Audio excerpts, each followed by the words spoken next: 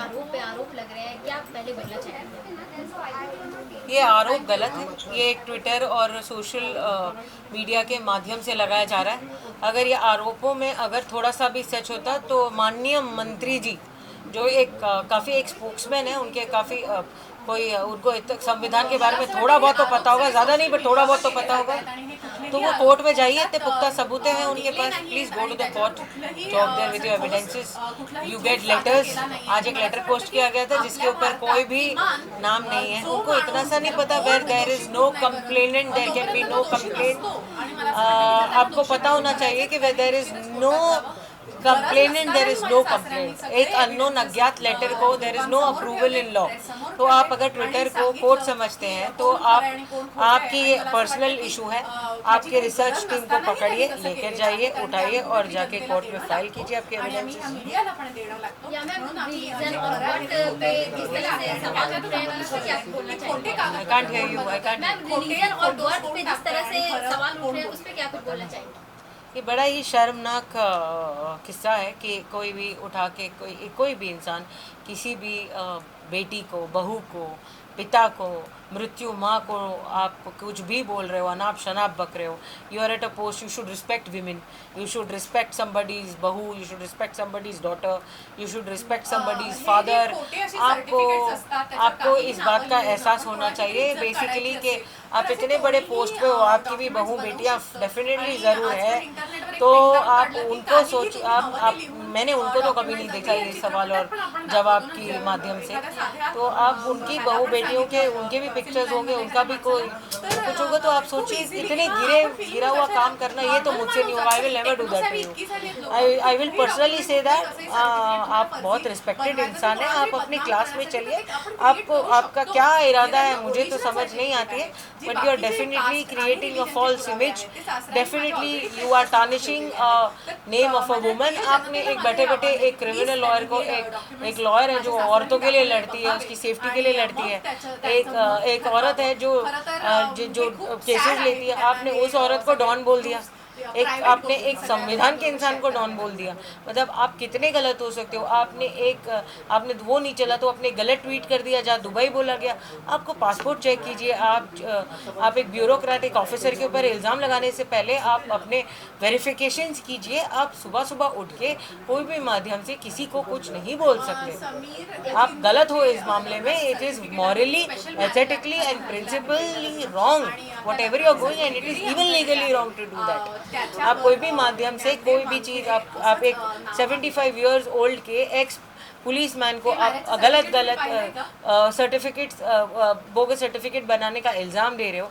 आप एक honest officer को सिर्फ ड्रग्स पकड़ने का काम कर रहा है, उसके ऊपर आपने इतने बुरे इल्ज़ाम लगाए, जिसने अपनी जान पर खेलकर डोंगरी में जिनके ऊपर इतनी सारी आफतें आई थी, जिन्होंने अपनी जान को रिस्क पे रखकर जो ये रैकेट काम करते हैं, तो आपने उसको नहीं देखा और आपने ये सब चीज़ें, why is this divorce and why is this certificates and why is this religion and political background related with drugs. ये कहाँ तक की कनेक्शन इनका, मेरे को नवाब मलिक जी जवाब दीजिए, ये तीनों का कनेक्शन कहाँ मिलता है? आरोप लग रहे हैं, बस वो मेरा भाई, आप एक आदमी है जो एक NIA में काम करता है, एक बड़ा ऑफिसर रह चुका है ना, जो एक इन्वेस्टिगेशन एजेंसी है हमारे देश की। आप वो एक काम कर चुका है। He is very honest on his every post. He was never labelled और never had and appointed, but the thing is that it is very sad to know that right now that he's being questioned, he's been alleged extortion। लिया होता तो वो अब तक jail में क्यों होता है? It's a very sensible बात। As a lawyer I'm saying this, as a personal lawyer, कि अगर ये सब बात हो जाती तो कोई बेचारे अब तक वो बेचारा बच्चा जेल में क्यों होता? I'm just talking normally, like you know, as a normal lawyer।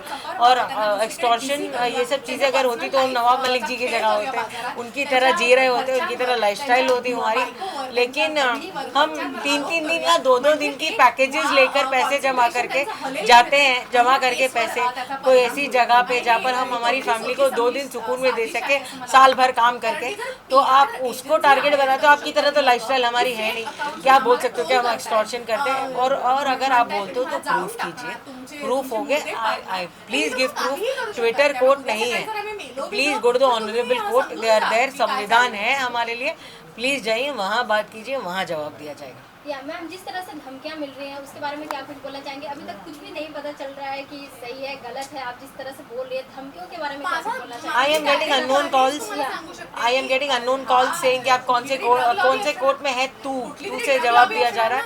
एक अननोन कॉल्स आ रहे हैं 00 नंबर से, मुझे पता नहीं है, लेकिन काफ़ी कुछ अननोन कॉल्स और धमकियों के कॉल्स आ रहे हैं कि तुझे मार देंगे, तुझे ख़त्म कर देंगे, तुझे उठा लेंगे, तू अपने आप को क्या समझती है, ज़बान तेरी बहुत चलती है, कहाँ फेंक के जाएगी तुझे पता भी नहीं चलेगा।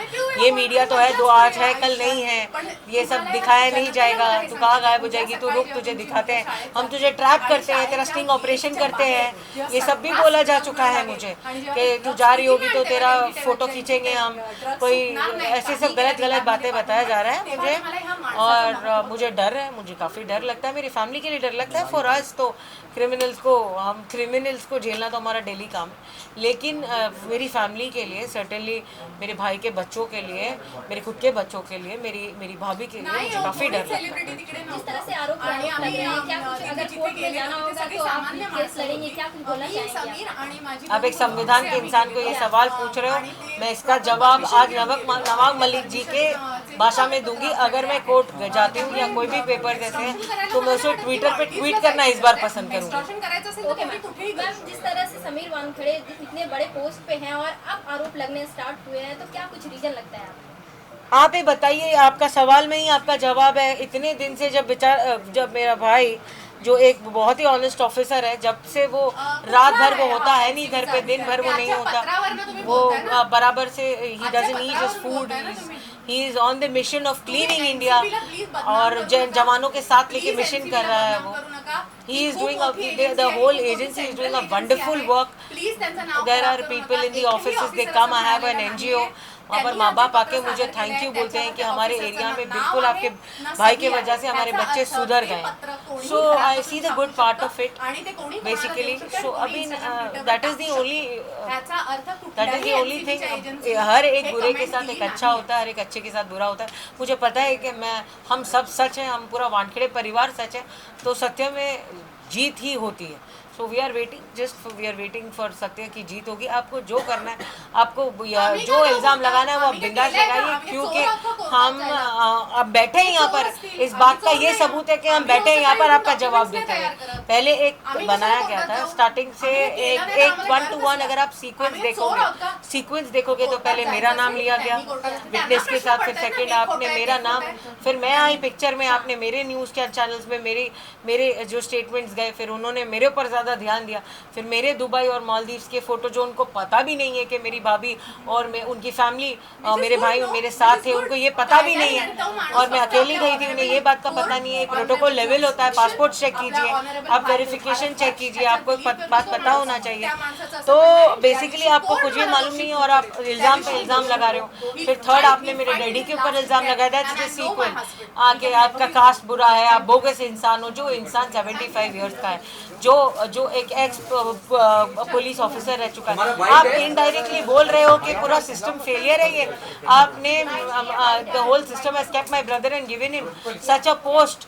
आपने पूरे सिस्टम को फेलियर करार दिया है कि फेलियर कि आप सर्टिफिकेट चेक नहीं कर पाए, उनका नाम डिफरेंट है। आप सिस्टम फेलियर प्रूफ करना चाहते हो इसके माध्यम से, आप बोलना चाहते हो कि सब बोगस है, मैं ही सही हूँ, आप ये बोलना चाहते हो, आप पूरे सिस्टम को फेल बताना चाहते हो।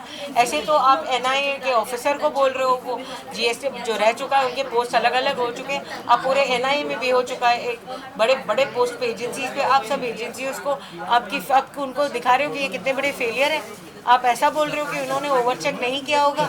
और जाने दिया होगा। आप ये केसेस को, आपके पास अगर, मैं आपको एक एडवाइस देना चाहती हूँ, अगर आपके पास इतने अच्छे सबूत हैं, आपके पास एक्सीलेंट सबूत है, आप बहुत स्ट्रॉन्ग हो, आप फाइनेंशियली बहुत ज़्यादा स्ट्रॉन्ग हो, आप एक पॉलिटिकल बहुत अच्छी पोस्ट पे हो, आप उठिए और कोर्ट जाइए। जिस तरह से आर्यन खान का उन्होंने संगाल रखा था अभी तक का, उसमें क्या कुछ बोलना है? उनसे आरोप लग रहे हैं कि नहीं, right now I came to know with my lawyers that there was a affidavit filed by the advocate of Aryan Khan, that he has Mr. Sameer Wankhede has no involvement in that, and that is a good news for our lawyers. But the thing is that it's sub judice और मुझे उसमें no comments है। ये case मेरे हाथ में नहीं होता तो definitely I would have given a statement. thank you so much.